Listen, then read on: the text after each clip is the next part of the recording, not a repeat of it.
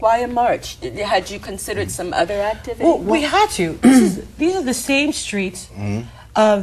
These young people are shooting at each other. Right. The same streets that people are feared to walk, down the street during the daytime. I mean, it was very important for us to be able to walk together, and especially in such large numbers, showing that we want to take back these streets. We want peace. We don't stand for all that violence going on, and we're not going to take it anymore. So that was why it was important, walking on those same streets where all the shootings are going on, and you see us all coming together as one family and building that bridge with each other. And it was such an emotional event for me.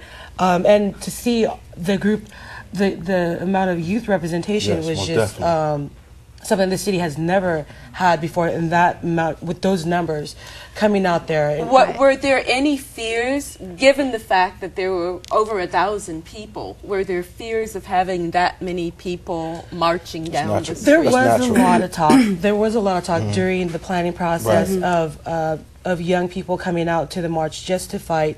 And just to, there was talks and rumors about shootings that the people were planning, but there was also a lot of intervention and prevention work going on that a lot of people don't know about. And Dougie played a huge role in that, and our faith-based communities as well were part of the team. So there was, I mean, we didn't take anything lightly, especially with the amount of shootings and violence that was going on. That's very true. We definitely made some huge efforts together to address those issues. What efforts did you make? You talked about intervention and prevention. Did you work with? Did you know any of the youth who were the disruptive youth, and could you talk with them directly? Oh yes, yeah, we are from there. I mean, everybody knows. Yeah. Well, let me speak in that. I mean, I'm gonna let the team speak on that. Everybody knows. Well, not everybody that knows, but since we are indigenous people, we born and raised in that. So individuals that's been involved with that, our sisters, our brothers, our cousins, our sisters, that's involved in a situation. So intervention is what we do as a family. If there's a problem with Cabral, and I have a problem with Cabral, and Jamal I am as a brother, is to try to intervene with that problem. So that's what happened.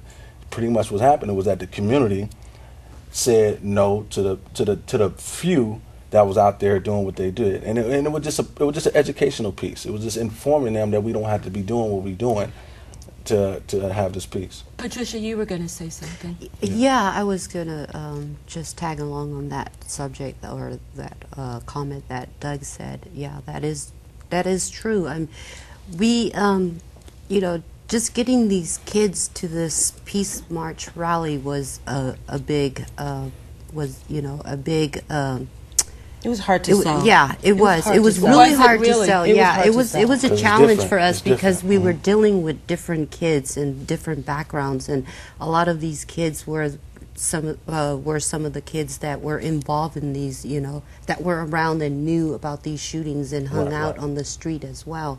So it was a real challenge just to try to outreach to them, and we successfully, outreach to these kids, and these kids are the ones that we dealt with every night, with just trying to educate them and bring them out and talk to them as much as possible. They're the ones that did the posters too as well. Exactly. Cabral, you're a community organizer. Were you involved in any way with the young people that Patricia and Doug and Marina, that they're talking about, in terms of trying to pull them out?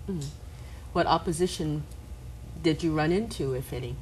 So there are several young people in particular that were identified to me as being the source of a particular issue surrounding the Peace March and rally. And no, I did not play a role in that. I thankfully sat back and watched the whole team kind of take that on and engage them in dialogue and engage them in conversation and have them really put that out on the table as, what it is that's making you feel like you're going to meet somebody at a peace march in an adversarial relationship where you're going to just have combat at a peace march. The main reason why we had the peace march is because these young people were dying. These young people were dying, literally just dying. We had an emergency meeting at St. Samuel's Church, and somebody got shot that night. You know, while all the old folks was in the church, you know, and we were there too. Yeah, yeah. Oh, yes. We were on the street. We were on the street that No, I was at the church, and then we went outreaching on the street. Right. We were at the scene where that one kid, the 15-year-old kid, died, and we were helping with the protesting. And then that very night, a couple of minutes or so, the parents of that kid came by and told us to leave because they were so concerned of our security, our safety, because on the other side of town, that's when the other two girls were shot. Yeah. Did you leave? You're looking at, just in this situation, you're looking at a different way of approaching this historically East Palo Altoan problem, but it's not just an East Palo Alto problem. In taking on these roles of leadership, I've watched Marina, I've watched Patricia, I've watched Doug, taking on these roles of leadership, they're making a statement that we're not gonna just pray. I remember my father told me a story when I was younger. He said there were two men in a sinking boat, and one of them said he was gonna stay there and he was gonna pray, and God was gonna save him, right? Nothing wrong with that. And the other brother said, yeah, I'm gonna pray, but I'm gonna do it moving. I'm gonna pray while I'm swimming. And that brother survived. The other one didn't. And you can expect the same situation here, is that, you know, we can pray, but we got to pray while we out there in the street. We got to pray while we pounding the pavement, passing out flyers and getting that information out there. We got to pray while we building these connections. We can't just do that, or we can't just hope that they show up. These are people who have been historically disconnected, disengaged. You have to go out there and get them. And this is how we do it. You can't have peace without unity.